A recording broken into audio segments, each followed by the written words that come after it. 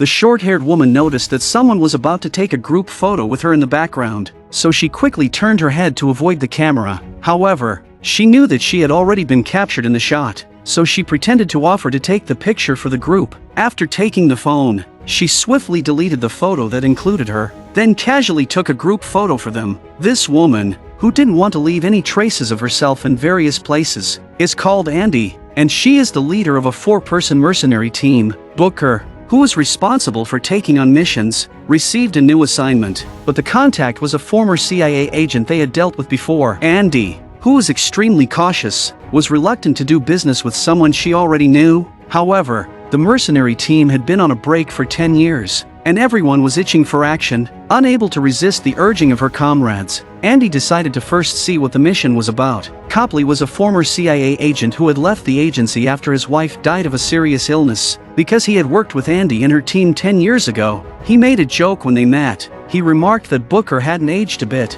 and Andy noticed the mission information Copley provided. It turned out that in southern Sudan, more than a dozen children had been kidnapped by terrorists, the oldest being only 13 years old. Moved by the innocent faces of the children, Andy accepted the mission. In the middle of the night, at a factory, 2 soldiers were patrolling the watchtower. After taking out the guard at the highest point, the 4 of them breached the iron fence and entered the factory. In addition to guns, each of them carried sharp melee weapons. They arrived at the door of a building and saw a pile of children's shoes at the entrance. It seemed their rescue targets were inside the building. Booker planted explosives on the door and blew it open. They rushed into the house only to find it completely empty. Suddenly, several bright lights turned on, fully exposing the 4 of them in the glare. From the side rooms, a dozen heavily armed gunmen stormed out, instantly riddling the 4 with bullets. One of the gunmen walked up to check the bodies, and the 4 were undeniably dead. The gunmen relaxed and gathered together to chat, but then something terrifying happened. The 4 corpses came back to life,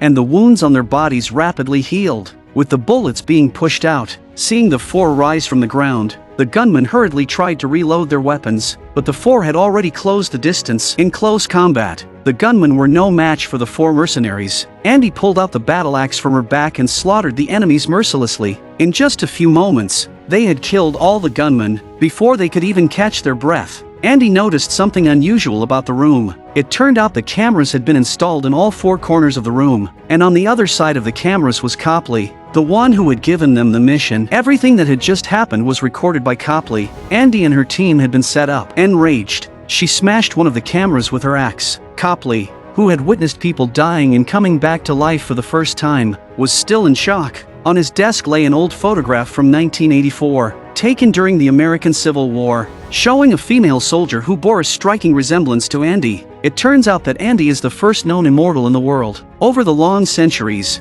Andy found her first companion, a girl named Gwen. The 2 traveled the world together, participating in countless battles. But when they arrived in England, they were captured by the local religious sect, who believed they were witches. The church, upon discovering that the 2 could not be killed, locked Gwen in an Iron Maiden and threw her into the ocean. Andy managed to escape her chains and fled. For thousands of years, she has been searching for the location where Gwen was submerged, knowing that Gwen is enduring the greatest suffering imaginable, because Gwen is trapped at the bottom of the sea. Unable to die, she drowns and revives over and over again, an endlessly cruel punishment for an immortal. This is also why Andy avoids crowds and hides away. She has witnessed the darkest sides of humanity over thousands of years and has long lost faith in mankind. But before they can continue hiding, they must deal with the big problem that is Copley. While they were in the midst of figuring out their next steps, in a residential area in Afghanistan, a few American female soldiers were showing a photo of a terrorist to a group of women, asking if they had seen him. The young soldier Niall earnestly explained the dangers posed by the man in the photo. The women remained silent, but one older woman subtly pointed to a house behind her with her eyes. Niall immediately understood and used hand signals to direct her comrades to surround the entrance. They kicked down the door and stormed in. Niall shot the terrorist in the chest and rushed over to apply pressure to his wound, pulling out gauze to try and bandage him. But as Niall turned to speak to her comrades, the terrorist pulled out a hidden knife from his sleeve and slashed Niall's throat. The young woman collapsed to the ground, and her fellow soldiers rushed over to apply pressure to her neck. But the young Niall still died. When she woke up again, she was lying in a hospital bed at the base. She touched her neck, not understanding how she was alive again. Meanwhile, The Immortal team was riding on a train, all 4 of them exhausted and drifting into sleep. But in their dreams, they all witnessed what had just happened on the other side of the world. The 4 of them awoke in shock, unable to believe that a new Immortal had appeared. Using the remnants of their dream memories, they pieced together the characteristics and location of this new companion, even sketching out her appearance. Andy was both angry and helpless, not understanding why a new Immortal had to appear at this critical time, because Immortals can dream of each other. This new person would act like a beacon, potentially exposing the rest of the Immortals. Andy had to find this newcomer. She instructed the others to head to a safe house in France, then jumped off the train herself. Andy's concerns were not unwarranted. Copley had handed the video to the young CEO of a British pharmaceutical company. Ever since his wife's death, Copley had been trying to collaborate with the pharmaceutical company to develop a drug that could extend life. However, the CEO wasn't particularly surprised by the video, as he had seen too many doctored videos. He demanded real evidence from Copley. Copley suggested bringing one of the Immortals in, but the CEO wasn't satisfied. He wanted Copley to bring in all the Immortals. Meanwhile, back at the US military base in Afghanistan, everyone was staring at Niall as if she were an alien. Her comrades had watched her die and come back to life, and even the scar on her neck was gone.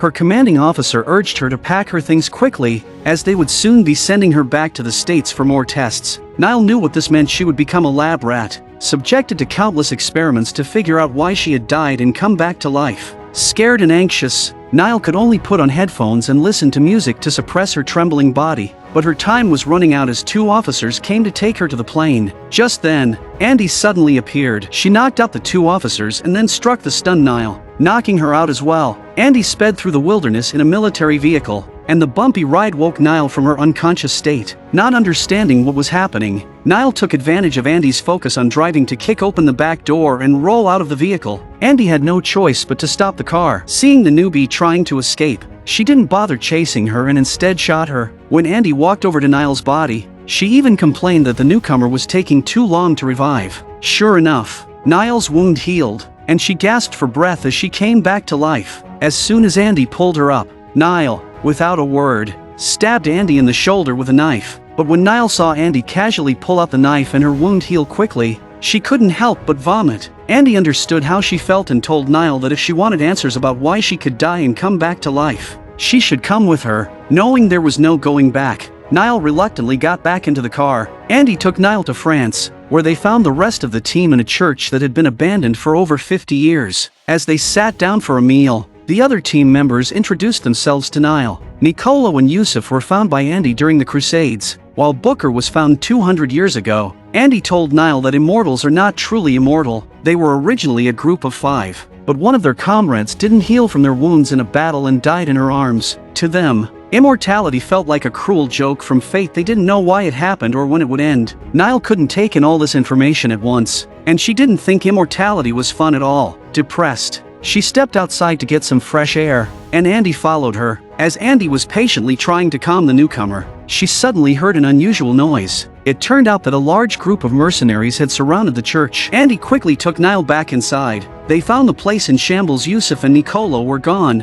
and Booker was slumped in a chair, a huge hole blown in his stomach, lying motionless. Andy nudged Booker, but he didn't respond, and his wound wasn't healing. No matter how much Andy shook him, Booker remained unresponsive. In desperation, she slapped him, and Booker finally woke up. He told Andy that it was Copley who had sent people to raid the church, and they had captured the other 2. Andy quickly drew a sword and rushed out, while Copley, who was overseeing the operation outside, wasn't satisfied with capturing just 2 Immortals. He wanted to capture them all, so he sent a large number of soldiers into the church, and a fierce battle was about to begin. In no time, Andy had taken out everyone inside the church. Watching through the surveillance cameras, Copley saw his men being slaughtered without a trace of resistance and felt a strong sense of danger, prompting him to hastily retreat. Meanwhile, Booker had fully recovered and took Niall outside the church. Niall saw bodies strewn all around the church, all of which were Andy's doing, and found that Andy was already waiting for them with a car. The 3 of them quickly drove away. Copley had the 2 captured Immortals transported to the pharmaceutical company's headquarters. The young CEO looked gentle and scholarly, but his methods were exceptionally ruthless. To test if the 2 were truly immortal, the CEO took a dining knife and stabbed Nicolo several times. He watched as Nicolo's wounds quickly healed,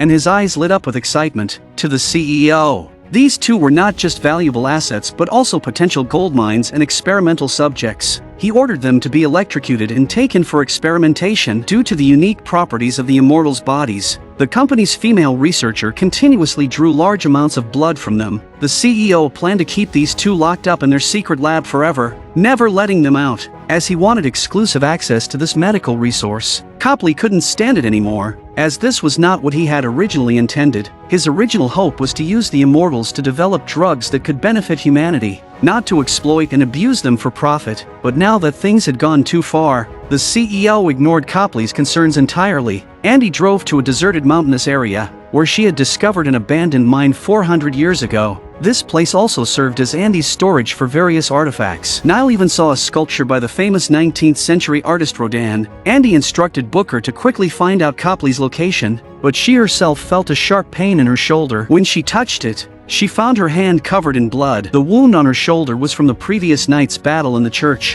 where she had been stabbed by an enemy, and the wound had not healed. In fact, it was getting worse. To avoid worrying the others, Andy said nothing and walked out of the mine alone. Niall put her hand into the fire but quickly withdrew it due to the pain. Booker told the newcomer that, in his opinion, immortality was a truly tragic curse. It was like a curse while they could feel the physical pain that normal humans experienced. They could not have the emotions and relationships that ordinary people could. Booker shared his past, revealing that he had once had 3 sons, with the last one dying of cancer at the age of 42. His son couldn't understand why his father kept getting younger while he himself was dying in bed. In the end, his son had nothing but endless hatred for him. Booker had been alone ever since because he didn't dare to experience the pain of losing a loved one again. Andy went alone to a pharmacy, always cautious around humans. She picked up a bunch of random items to avoid revealing that she was injured, but the kind-hearted female pharmacist immediately noticed the knife wound. She offered to disinfect and bandage Andy's wound. Andy didn't understand why the pharmacist was helping her. The pharmacist said that helping one another was simply the way people should be. Andy smiled,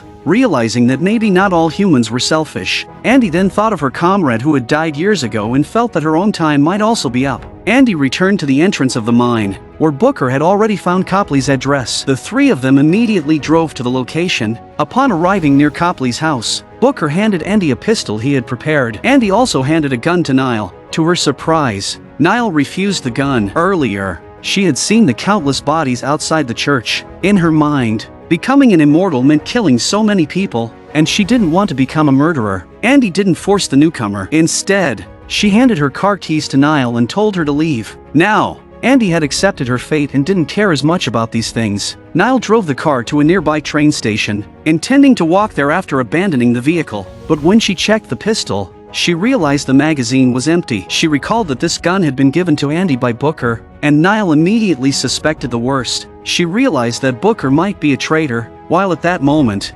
Andy and Booker had already entered Copley's residence. Copley was reviewing some documents when Andy burst into his room, ready to demand the whereabouts of Yusuf and Nicolo. But unexpectedly, Booker shot Andy from behind and tied her hands. It turned out that this was all a trap set by Booker and Copley. Andy couldn't understand why her most trusted comrade would do this. Booker explained the reason for his betrayal. He had long grown tired of the immortal life and wanted to end it all. He hoped that the pharmaceutical company would find a cure that would allow him to die. At that moment, Andy didn't know what to say. She realized that Booker was a pitiable person. Booker then noticed that the wound he had inflicted on Andy was still bleeding. Only then did he realize that Andy had lost her immortality. Panicking, he called for Copley to get something to stop Andy's bleeding, but just then, the CEO arrived with his man. Booker hoped they would spare Andy since she was no longer immortal. However, the CEO ignored him and ordered his men to take them all away. Copley stepped forward, trying to stop the CEO, knowing that Andy wouldn't survive the torturous experiments in the lab and that this would be murder, but the CEO's head of security knocked Copley out with a single blow.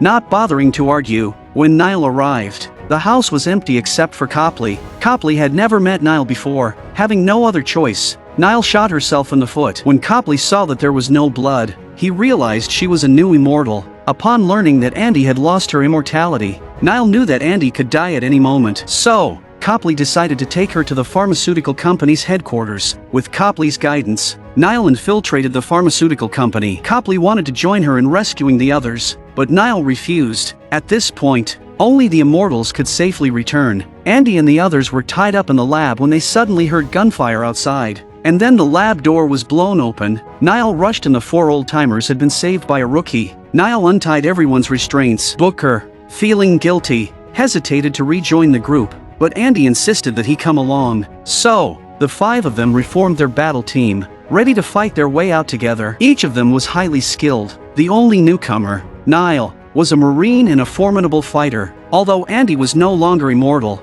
with thousands of years of experience, her methods of killing were likely more varied than anything taught in the military. To protect Andy from being hit, Niall took on the role of the vanguard, acting as a shield to block the bullets aimed at Andy. Nicolo and Yusuf covered the rear, with Booker staying in the middle to support both ends. The 5-person team fought their way through, unstoppable, until they reached the warehouse. Seeing that the number of enemies was increasing, Andy became furious. She grabbed a fire axe hanging on the wall and charged out. As a warrior who had been using melee weapons for thousands of years, an axe felt much more natural in her hands than a gun. Andy used the axe to deflect bullets as she swiftly advanced toward a strong man. After a few rounds, she took him down with her bare hands. From his mouth, she learned that the CEO was on the rooftop. In the CEO's office on the rooftop, the head of security and his team were guarding the door closely. The head of security nervously aimed his gun at the door, only to be surprised when Nicolo smashed through the window from behind. The door was then blown open,